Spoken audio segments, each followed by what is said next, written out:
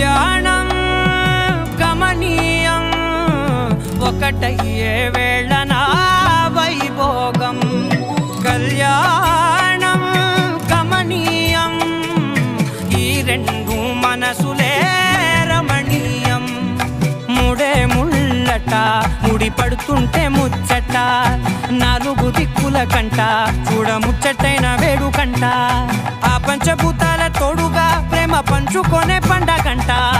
6 గలల నిండుగా ఇది 100 ఏళ్ల పచ్చని పంట.